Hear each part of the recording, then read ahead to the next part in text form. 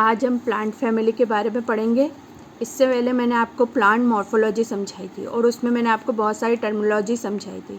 अगर वो आपको अच्छे से समझ में आ गया तो आज आपको प्लांट फैमिली समझ में आएगी, क्योंकि हमको वो सारी चीज़ें वापस से इसमें रिवाइज़ करनी है। उन चीज़ों को सिंबॉलिक फॉर्म में समझना है कि किस तरह से प्लांट कैसा दिखता है, उसका क्या डायग्राम हो सकता है। ये सारी चीज़ें हमको आज पढ़नी है। सबसे पहले हम ये देखेंगे कि फैमिली क्या होती है।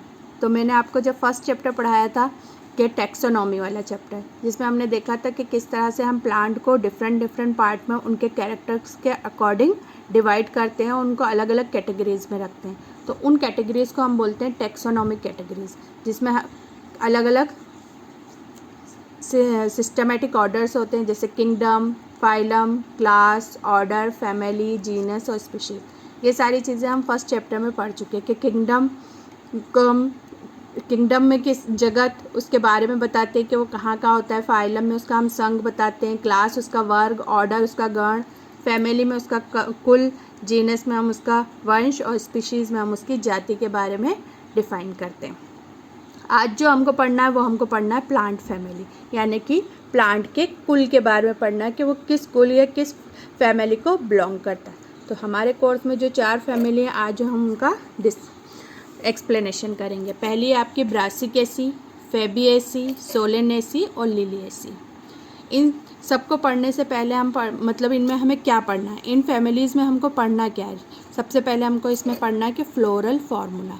फ्लोरल फार्मूला क्या होता है, यानी हमने फ्लावर तो देखा, उस फ्लावर को हमको क्या करना है, पूरा कैसे एक्सप्लेन करना है, हमको उसको शॉर्ट फॉर्म में एक्सप्लेन करना है, उसको हमको सिंबॉलिक फॉर्म में रिप्रेजेंट करना है, हमको उसको लेटर्स में रिप्रेजेंट करना है। ये सारी चीज़ें हम फ्लोरल फार्मूला में देखते हैं। तो फ्लोरल फार्मूला में क्या क्या चीज़ें आती हैं, representation of the structure of a flower.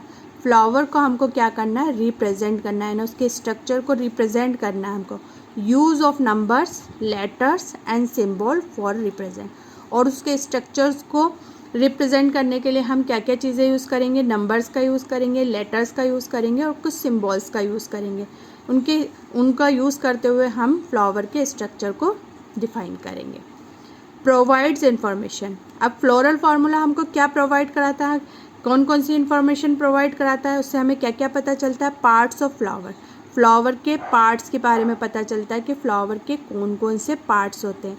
तो कौन कौन से होते हैं, जैसे androecium, gynoecium, calyx, Corolla, sepals, petals, ये सब हम पहले पढ़ चुके हैं मॉर्फोलॉजी के अंदर। तो उस फ्लावर फार्मूला से हमको क्या पता चलता है, उसके पार्ट्स ऑफ फ्लावर के बारे में पता चलता है कि उनका अरेंजमेंट कैसा है और रिलेशन विथ अनदर, और उनका एक दूसरे से रिलेशन किस तरह से। तो ये सारी चीज़ें हमको फ्लोरल फार्मूला से पता चल जाती हैं। और दूसरी चीज़ हमको इसमें पढ़नी है फ्लोरल डायग्राम। पहली चीज़ है हमारी फ्लोरल फार्मूला और दूसरी चीज़ है हमारी फ्लोरल डायग्राम। जिस तरह से हम नंबर्स, लेटर्स और सिंबल का यूज़ करके फ्लावर के स्ट्रक्चर को रिप्रेजेंट करते हैं, वैसे फ्लोरल डायग्राम का यूज़ करके हम उसके स्ट्रक्चर को रिप्रेजेंट करते हैं। उन्हीं सिंबल्स को, उन फ्लोरल फार्मूला को समझकर हम उसका क्या बनाते हैं, डायग्राम बनाते हैं। किस फॉर्म में, सिंबॉलिक फॉर्म में हम उसका डायग्राम बनाएंगे। एक तो उसका स्ट्रक्चर होता है कि कैसा दिखता है, और एक सिंबॉलिक फॉर्म में हम उसका स्ट्रक्चर बनाएंगे, उसको हम बोलते हैं फ्लोरल डायग्राम। तो उसके लिए आपको कुछ नंबर्स, लेटर्स और सिंबल के बारे में आपको समझना होगा कि किस चीज़ से हम किस चीज़ को रिप्रेजेंट करेंगे। चलिए देखते हैं आगे हम। BR विथ ब्रैक्ट्स, ये सारी चीज़ें जो मैं आपको बताऊंगी ये सब हम मॉर्फोलॉजी के अंदर पढ़ चुके हैं कि ब्रैक्ट्स क्या होते हैं। स्टेम जो थैलेमस होता है उसमें नीचे की तरफ अगर छोटी छोटी ग्रीन लीव्स लगी होती हैं तो हम उनको ब्रैक्ट्स बोलते हैं। तो जिन भी फ्लावर्स के थैलेमस में नीचे की तरफ वो ग्रीन लीव्स दिखाई दें आपको, तो वो उनमें जो ब्रैक्ट्स, अगर ब्रैक्ट्स प्रेजेंट है तो हम उसके आगे BR लिखेंगे। अगर ब्रैक्ट्स नहीं प्रेजेंट है तो हम उसके आगे EBR लिखेंगे, यानी इस सिंबल से उसको रिप्रेजेंट करेंगे। अगर आपका फ्लावर एक्टिनोमॉर्फिक है तो हम उसको इस सिंबल से रिप्रेजेंट करते हैं। अब एक्टिनोमॉर्फिक फ्लावर कौन सा होता है, एक्टिनोमॉर्फिक वो फ्लावर होता है जिसमें रेडियल सिमेट्री होती है, यानी हम उसको किसी भी प्लेन से काटेंगे उस फ्लावर को तो वो 2 पार्ट्स में डिवाइड हो जाएगा। जाइगोमॉर्फिक फ्लावर, तो जाइगोमॉर्फिक फ्लावर को हम इस सिंबल से रिप्रेजेंट करते हैं। वो फ्लावर जिनको सिर्फ हम किसी भी एक ही प्लेन से काटेंगे तो वो 2 भागों में डिवाइड होंगे। मेल फ्लावर है तो हम इस तरह से रिप्रेजेंट करेंगे, फीमेल फ्लावर है तो इस तरह से। और अगर किसी फ्लावर में मेल और फीमेल दोनों पार्ट्स एक ही फ्लावर में प्रेजेंट है तो हम उस फ्लावर को बोलते हैं बाइसेक्सुअल फ्लावर, और उसको इस फ्लावर से, इस सिंबल से रिप्रेजेंट करेंगे। और जिसमें मेल और फीमेल फ्लावर पार्ट अलग अलग होते हैं हम उनको बोलते हैं यूनिसेक्सुअल फ्लावर। कैलिक्स, कैलिक्स को हम के से डिनोट करते हैं। कैलिक्स क्या होते हैं? Arrangement of sepal. सेपल के अरेंजमेंट को हम कैलिक्स बोलते हैं और उसको हम के से डिनोट करते हैं। इसी तरह हम कोरोला को देखेंगे। सी, कोरोला को हम सी से डिनोट करेंगे। और कोरोला क्या होते हैं? Arrangement of petal. पेटल मतलब उसकी लीव्स जो कलरफुल होती हैं। P, perianth. जब किसी फ्लावर्स में आपको सेपल और पेटल में कोई डिफ्रेंशिएट नज़र नहीं आए, यानी आपको पेटल्स भी ऐसे दिखें और सेपल्स भी एक जैसे दिखें, तब हम उनको टेपल बोलते हैं। और टेपल को हम क्या बोलते हैं? अगर कंबाइंड फॉर्म में बोलते हैं पेरियंथ, जिसको हम पी से डिनोट करेंगे। एंड्रोशियम, जो मेल पार्ट्स होता है फ्लावर का स्टेमन, उसको हम एंड्रोशियम बोलते हैं, उसको ए से डिनोट करेंगे, अरेंजमेंट ऑफ स्टेमन। जी के नीचे अगर हम अंडरलाइन कर दें नीचे, तो वो होती है सुपीरियर ओवरी।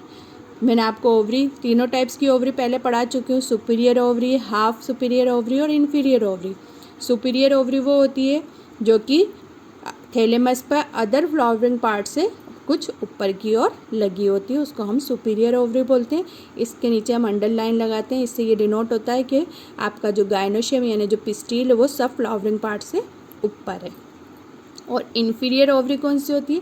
जो थैलेमस पे अदर फ्लावरिंग पार्ट से नीचे की ओर लगी होती है, उसको हम इन्फीरियर ओवरी बोलते हैं, जिसके ऊपर हम अंडरलाइन लगाते हैं, जिससे ये पता चलता है कि जो आपकी पिस्टिल है या ओवरी है वो कहाँ है? अदर फ्लावरिंग पार्ट से नीचे की ओर लगी हुई है, बाकी अदर फ्लावरिंग पार्ट इससे ऊपर की ओर है। अगर हम सी और ए इन दोनों को इस तरह से डिनोट करते हैं, ऊपर ये लाइन जो मैंने बनाई अगर इससे रिप्रेजेंट कर रहे हैं, इस कंडीशन को हम बोलते हैं इपीपेटलस कंडीशन। इपीपेटलस कंडीशन उसे बोलते हैं जब एंड्रोशियम कोरोला से अटैच्ड होते हैं, यानी जो कोरोला के ऊपर, यूँ तो जनरली एंड्रोशियम कहाँ लगे होते हैं? थैलेमस के ऊपर लगे होते हैं, पर कभी कभी कुछ फ्लावर्स में क्या होते हैं? कोरोला, एंड्रोशियम जो होते हैं यानी कि स्टेमन्स जो होते हैं वो कोरोला के ऊपर लगे होते हैं, तब इस कंडीशन को हम इपीपेटलस कंडीशन बोलते हैं और उसको हम इस तरह से रिप्रेजेंट करते हैं। इसी तरह अगर एंड्रोशियम पेरियंथ पे लगे होते हैं तब हम उसको इस तरह से डिनोट करते हैं, उस कंडीशन को बोलते हैं इपीफाइलस कंडीशन। और इस डॉट जैसे स्ट्रक्चर को हम फ्लोरल एक्सिस कहते हैं। तो इस तरह से मैंने आपको सारे सिंबल एक्सप्लेन किए कि किस सिंबल को से क्या चीज़ रिप्रेजेंट होगी, किस तरह से फ्लावर के हमें पूरी जानकारी मिलेगी, उसके बारे में पूरी इन्फॉर्मेशन मिलेगी। हम खाली सिंबल देखकर ही पता लगा सकते हैं कि हमारा फ्लावर किस टाइप का होगा। अगर हमें ये सारे सिंबल अच्छे से लर्न हो जाएंगे कि किस सिंबल को किसके लिए प्रेजेंट किया जाता है, तब आप फ्लावर को फ्लावर फार्मूला देखते ही आप पता लगा सकते हैं कि किस फैमिली का ये फ्लावर है या कौन सा फ्लावर है। चलिए अब हम एक एक करके आपको एक एक फैमिली लेते जाते हैं और उनके बारे में समझाते जाते हैं। पर उससे पहले मैं आपको कुछ जो कॉमन चीज़ें हैं जो तीनों फैमिली में, जो मैंने आपको बताया कि ब्रासिकेसी, फेबेसी, सोलेनेसी और लिलिएसी, इन चारों फैमिली में जो कॉमन चीज़ें हैं पहले हम उनको समझ लेते हैं। ब्रासिकेसी हमें ज़्यादा डिटेल में नहीं पढ़ना क्योंकि हमारे कोर्स में नहीं है, हमें अच्छे से पढ़ना फेबिएसी, सोलेनेसी और लिलिएसी। इनके लाइन से ही आप देख रहे हो तीनों का जो नंबर है, फेबेसी, सोलेनेसी और लिलिएसी, इन तीनों का जो नंबर है यानी इनको ओवरी के अकॉर्डिंग अरेंज किया गया है। इसमें जो ओवरी होती है वो मोनोकार्पलरी होती है, इसमें जो होती है वो डाइकार्पलरी यानी सिंकार्पस ओवरी होती है, और इसमें भी सिंकार्पस यानी मोनोकार्पलरी होती है। और अब मैं आपको जो इनमें कॉमन कैरेक्टर है वो मैं आपको एक्सप्लेन करती हूँ। चलिए इस तरह से हम चार्ट बना लेते हैं। ब्रासिकेसी, फेबिएसी, सोलेनेसी और लिलिएसी। ब्रासिकेसी, फेबिएसी और सोलेनेसी ये तीनों जो फैमिलीज़ है ये डाइकोट फैमिलीज़ है। इनके जो प्लांट्स होते हैं वो सब डाइकोट प्लांट्स होते हैं। सिर्फ लिलिएसी ही मोनोकोट फैमिली है, ये मोनोकोट में आती है। इसके साथ ही ब्रासिकेसी, फेबेसी और सोलेनेसी के जो फ्लावर्स होते हैं वो सब एक्टिनोमॉर्फिक होते हैं, यानी उनमें सब में रेडियल सिमेट्री पाई जाती है। ये सब आपके एक्टिनोमॉर्फिक हैं चारों। ये कॉमन कैरेक्टर है कि इनके सभी के फ्लावर आपको कैसे मिलेंगे? एक्टिनोमॉर्फिक मिलेंगे। सिर्फ आपको एक पी जो है वो आपका एक्सेप्शन है, जिसमें ज़ाइगोमॉर्फिक आपको सिमेट्री मिलती है, यानी इस तरह से। बाकी आपके ये सभी बाइसेक्चुअल प्लांट होते हैं, सभी में आपको एंड्रोशियम और गाइनोशियम एक ही फ्लावर में मिलेंगे। तीसरी चीज़, बस ब्रासिकेसी के हमको इतना ही कैरेक्टर पढ़ना है, क्योंकि ज़्यादा डिटेल में हमको नहीं पढ़ना। फैबिएसी का अगर देखेंगे तो फैबिएसी में एक पिस्टिल पाई जाती है, सोलेनेसी में 2 पिस्टिल होती हैं, लिलिएसी में 3 पिस्टिल होती हैं, और ये फ्यूज होती है। अब इसमें तो एक ही पिस्टिल है, तो फ्यूज़ का तो कोई सवाल ही नहीं उठता। इसमें 2 पिस्टिल हैं और दोनों ही क्या होती हैं, आपकी फ्यूज़ होती हैं। और इसमें 3 पिस्टिल है और ये तीनों फ्यूज़ होती हैं। और इन तीनों में ही जो ओवरी पाई जाती है वो सुपीरियर ओवरी होती है। तो ये इनके कुछ कॉमन कैरेक्टर थे जो आप लर्न कर लेना, जिससे आपको इनको समझने में आसानी होगी और याद करने में भी आपको इजी रहेगा। अब हम एक एक करके एक फैमिली लेते जाते हैं और समझते जाते हैं।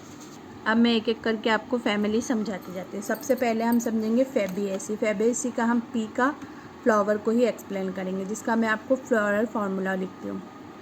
मैंने अभी आपको बताया इस सिंबल से हम क्या रिप्रेजेंट करते हैं। अब आप इस फॉर्मूले को समझ के ही आप इस फ्लावर के सारे कैरेक्टर्स को इजी वे में लिख सकते हो। यानी इस सिंबल को देखकर आप बता सकते हो कि वो ज़ाइगोमॉर्फिक है, बाइसेक्चुअल है, कैलिक्स उसमें 5 हैं और वो पाँचों जुड़े हुए हैं, इसलिए हम उसको ब्रैकेट में लिखते हैं, पाँचों ही फ्यूज़ हैं।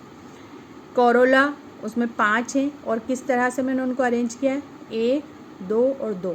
उसमें से पहला और दूसरा तो क्या है, फ्री हैं, और जो लास्ट के 2 हैं वो दोनों फ्यूज्ड हैं। तो इस तरह का उनका अरेंजमेंट है। और इस तरह का अरेंजमेंट किस में पाया जाता है, कौन से एस्टिवेशन में पाया जाता है, वैक्सिलरी एस्टिवेशन। अब एस्टिवेशन क्या होते हैं ये आप ध्यान रखना। मैंने आपको एस्टिवेशन भी पढ़ाए थे, जिसके अंदर हम पेटल्स का अरेंजमेंट देखते हैं कि वो थैलेमस पे किस तरह से अरेंज है, उनको हम एस्टिवेशन पर बोलते हैं। और वो मैंने आपको 4 टाइप्स के पढ़ाए थे। कौन कौन से, वेलवेट, ट्विस्टेड, इम्ब्रिकेट और वैक्सिलरी। वेलवेट में किस तरह से एस्टिवेशन होता है, पेटल किस तरह से अरेंज होते हैं, जिसमें पाँचों ही पेटल्स क्या होते हैं, अलग अलग होते हैं। उस तरह का जो पेटल्स का अरेंजमेंट होता है उसको हम बोलते हैं वेलवेट एस्टिवेशन। दूसरा मैंने आपको पढ़ाया था ट्विस्टेड, जिसमें हर पेटल्स में एक पेटल्स का सिरा अंदर और एक पेटल्स का सिरा बाहर। इस तरह से मैं आपको डायग्राम से भी समझा देती। इस तरह जो मैंने आपको बताया कि देखिए ये पेटल्स का अरेंजमेंट है, आप देखिए ये सब क्या है आपके एक ही लाइन में। तो इस तरह का जो अरेंजमेंट होता है वो होता है वेलवेट। एक मैंने आपको दूसरा पढ़ाया था ट्विस्टेड, जिसमें एक पेटल का सिरा एक का अंदर एक का बाहर। देखिए इसका अंदर हो गया तो अब अगले वाले का बाहर है। अब ये बाहर हो गया तो ये अंदर आ जाएगा, और ये बाहर हो गया तो ये अब अंदर हो जाएगा, और ये अंदर है तो ये बाहर हो जाएगा। तो आप देख रहे हैं हर पेटल्स का एक सिरा अंदर बाहर अंदर बाहर अंदर है। तो इस तरह का जो एस्टिवेशन होता है उसको हम बोलते हैं ट्विस्टेड। ये सब मैं आपको पहले पढ़ा चुकी हूँ, पर अभी वापस से हम फ्लावर फार्मूला और डायग्राम पढ़ रहे हैं। तो क्योंकि हमें कैलिक्स और कोरोला के अरेंजमेंट को समझना होगा, हमको उनको उसी वे में जमाना होगा, इसलिए हमको उनका एस्टिवेशन आना चाहिए कि वो किस तरह से अरेंज रहेंगे। तो ये आपका, और इम्ब्रिकेट में मैंने आपको बताया था एक पूरा बाहर होगा, एक पूरा अंदर रहता है, और उसमें से जो 3 पेटल्स हैं वो क्या होंगे, आपके अंदर बाहर होंगे। देखिए ये मैंने आपका पूरा बाहर बताया, तो इसमें जो दूसरा बताऊंगी वो अंदर बाहर बताऊंगी। देख रहे हैं आप, एक अंदर सिरा और एक बाहर सिरा, और ये पूरा अंदर बताया, यानी दूसरा वाला भी इस तरह से।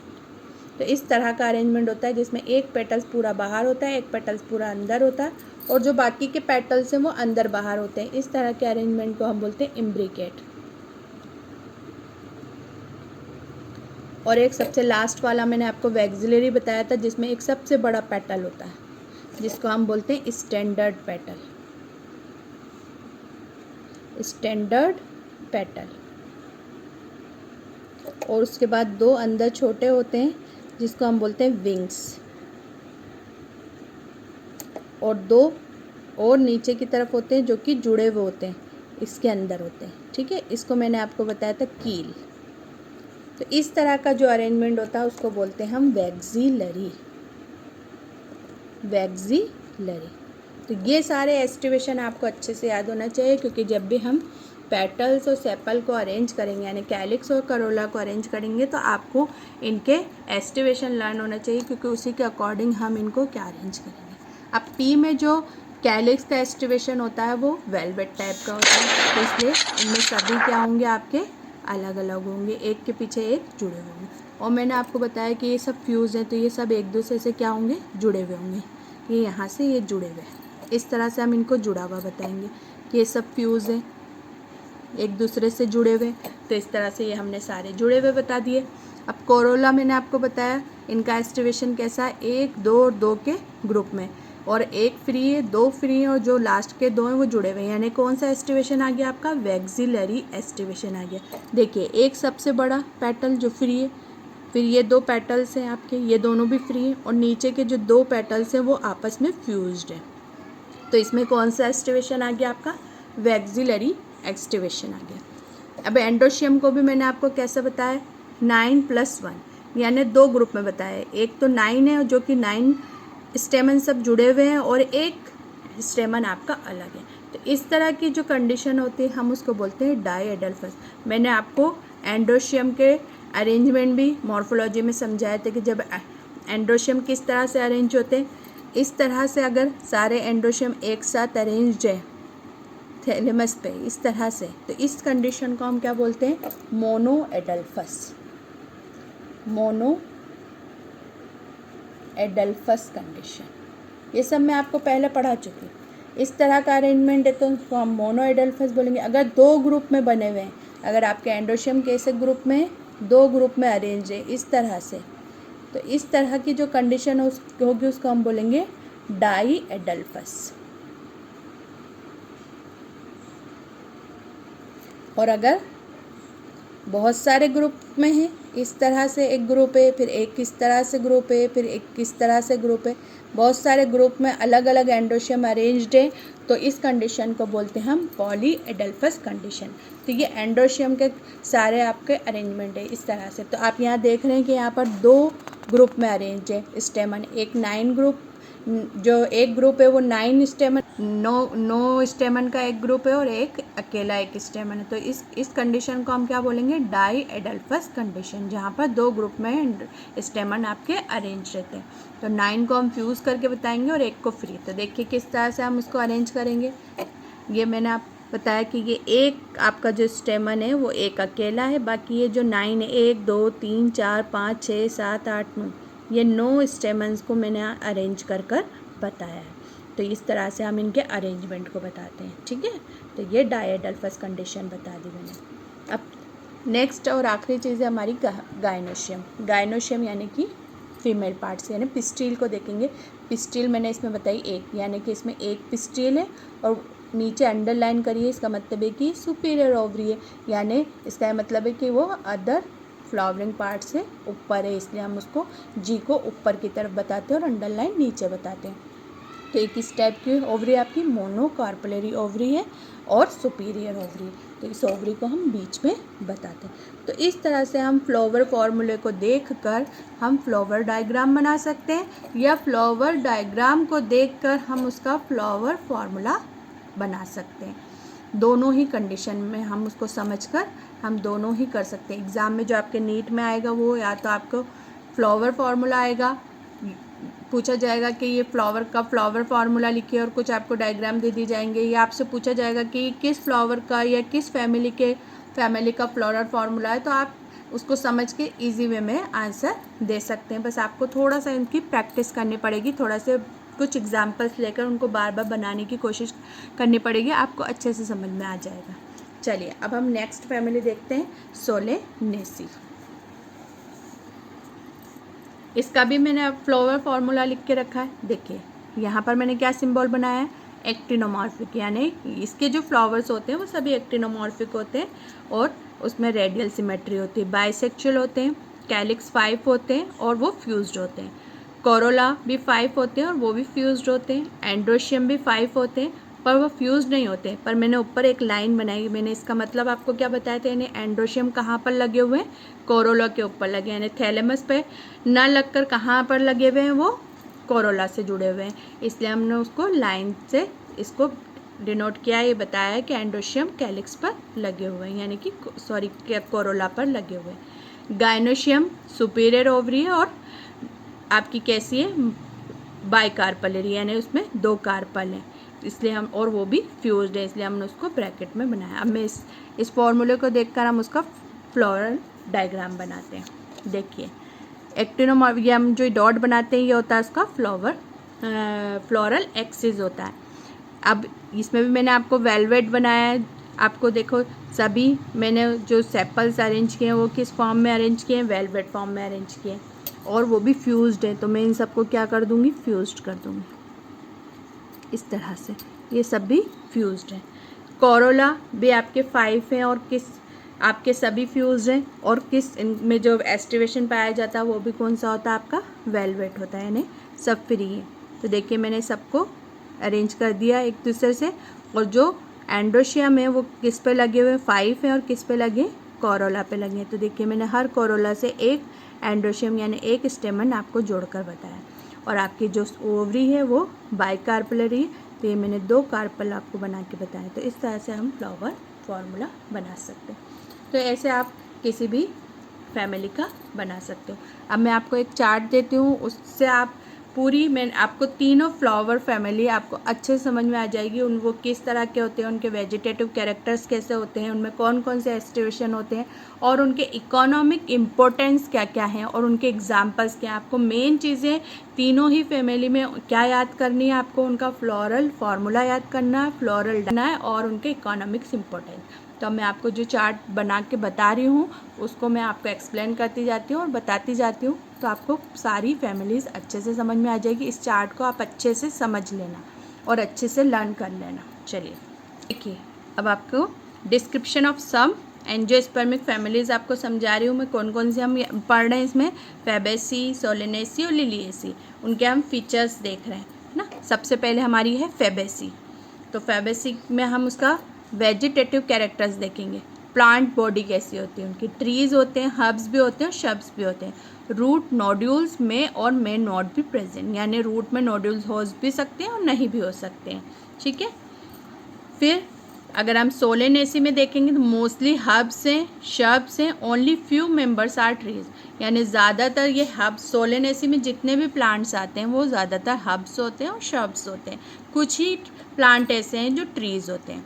और लिलिएसी फैमिली में सब पेरिनियल हर्ब्स होते हैं, मतलब इसके अंदर तो सारे हर्ब्स ही आते हैं, और वो भी मॉडिफाइड होते हैं किसके अंदर, जैसे बल्ब्स में, कॉम्स में और राइजोम में। इन सब चीज़ों को हम पहले पढ़ चुके हैं कि बल्ब्स क्या होते हैं, राइजोम्स क्या होते हैं। तो जो लिलिएसी फैमिली में जितने भी प्लांट्स आते हैं उनकी बॉडी कैसी होती है, तो बल्ब फॉर्म में होगी, कॉम्स फॉर्म में होगी, या फिर राइजोम फॉर्म में होगी, ठीक है। इनका अगर हम स्टेम देखें, फैबिएसी का स्टेम देखें तो वो इरेक्ट होता है या क्लाइंबर टाइप्स का होता है, यानी अगर ट्री है तो सीधा होगा, और हर्ब्स या शर्ब्स है तो क्लाइंबर होगा।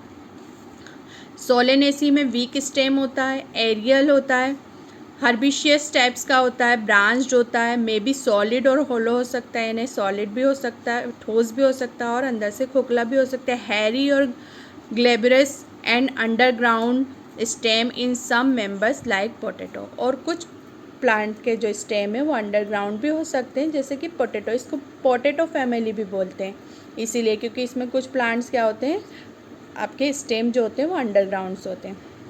और लिलिएसी में अभी हमने पढ़ा कि सभी हर्ब्स होते हैं, इसलिए उनके वीक स्टेम्स होते हैं, ठीक है।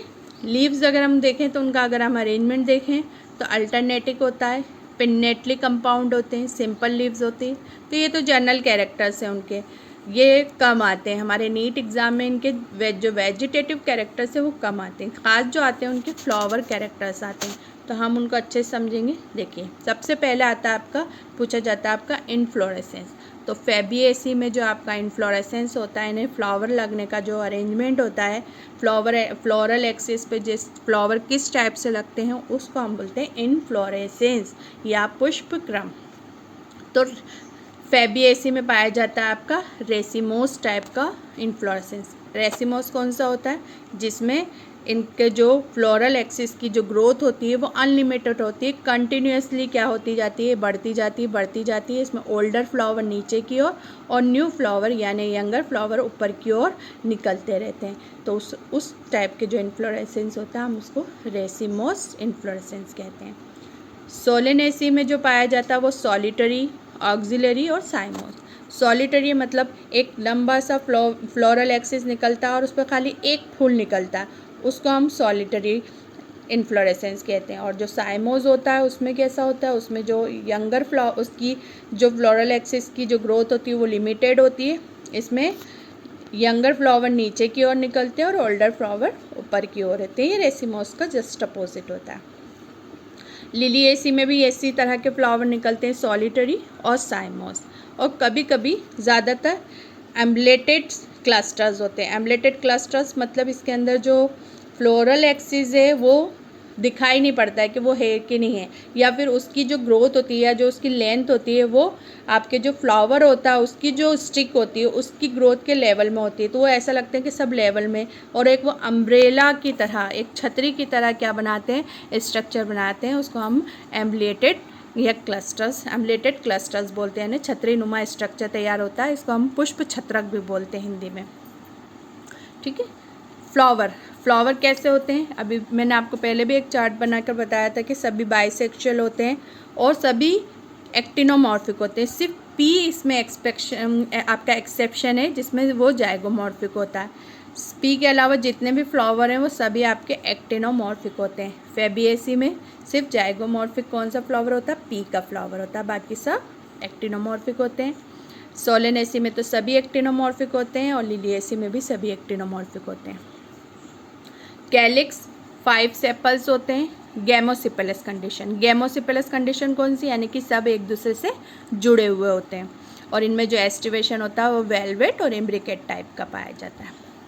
लिलिएसी में भी 5 सेपल्स होते हैं, वो भी गैमोसिपेलस कंडीशन में होते हैं।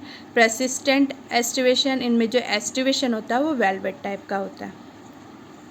और लिलिएसी में क्या पाए जाते हैं, पेरियंथ पाए जाते हैं, यानी कि ना इनमें सेपल होते हैं ना पेटल्स होते हैं, इनमें टेपल्स होते हैं जिसको हम पेरियंथ बोलते हैं। तो इनमें 6 टेपल्स होते हैं जो कि 3+3 के अरेंजमेंट में होते हैं, यानी 3 आपके एक ग्रुप में होता है और 3 एक ग्रुप में होते हैं, पर वो अलग अलग नहीं होते। 3+3 का जो ग्रुप बनता है वो एक ही ग्रुप रहता है, इसलिए हम उसको एक ही ब्रैकेट में उसको क्लोज करते हैं। और जो एस्टिवेशन होता है वो आपका वेलवेट टाइप का होता है। कोरोला देखें हम तो 5 पेटल्स होते हैं, पॉलीपेटलस कंडीशन में होते हैं। पॉलीपेटलस मतलब सभी पेटल्स अलग अलग होते हैं और जो एस्टिवेशन पाया जाता है वो वैक्सिलरी एस्टिवेशन होता है। इन सोलेनेसी में भी 5 पेटल्स होते हैं, पर इसमें सब जुड़े हुए होते हैं, गैमोसिपेलस कंडीशन में होते हैं और एस्टिवेशन वेलवेट टाइप का होता है। एंड्रोशियम अगर हम देखें तो 10 स्टेमन होते हैं। अभी मैंने आपको पी का एग्जाम्पल बताया था जिसमें आपको 10 स्टेमन थे, 2 ग्रुप थे, डायडल्फस कंडीशन में थे, एक अलग था, और नो स्टेमन का एक ग्रुप था, यानी टोटल 10 स्टेमन होते हैं और डायडल्फस कंडीशन में होते हैं। और डायथिकस एंथर किस कंडीशन कैसा होता है, डायथिकस, यानी उसके कितने लोब्स होते हैं, 2 लोब्स होते हैं। सोलेनेसी में 5 स्टेमन और इपिपेटलस कंडीशन होती है। इपिपेटलस कंडीशन किसको कहते हैं, मैंने आपको बताया था कि उसमें जो पेटल्स हैं, जो स्टेमन से, वो किससे जुड़े होते हैं, कैलिक्स से जुड़े होते हैं। इस कंडीशन को हम इपिपेटलस कंडीशन कहते हैं। और लिलिएसी में 6 स्टेमन्स होते हैं जो 3+3 के ग्रुप में होते हैं, वो भी इपिपेटलस या फिर इपीफाइलस दोनों हो सकते हैं। इपिपेटलस तो हम बोलेंगे नहीं, टेपेलस बोलते हैं क्योंकि इसमें टेपल्स होते हैं, या फिर उस कंडीशन को हम इपीफाइलस बोलते हैं। इसमें क्या होता है, वो किससे जुड़े होते हैं, वो एंड्रोशियम जो है आपके पेरियंथ से जुड़े हुए होते हैं। उस कंडीशन को हम इपीफाइलस कंडीशन या फिर इपीटिपेलस कंडीशन कहते हैं। गायनोशियम तो मैंने आपको बताया ही कि सब में कैसी ओवरी होती है, जनरली सुपीरियर ओवरी होती है, पर इनमें जो ओवरी के जो कार्पल्स हैं वो अलग अलग होते हैं। फेबिएसी में मोनोकार्पलरी होती है, सोलेनेसी में बाइकार्पलरी होती है और लिलिएसी में आपकी ट्राइकार्पलरी ओवरी होती है। और ओवरी का जो टाइप्स है वो सभी में सुपीरियर ओवरी का होता है। फ्रूट्स इनमें लेग्यूम टाइप्स का होता है, लिलिएसी में बेरी और कैप्सूल टाइप्स का होता है, और लिलिएसी में कैप्सूल और बेरी एंड अदर पार्ट्स भी हो सकते हैं।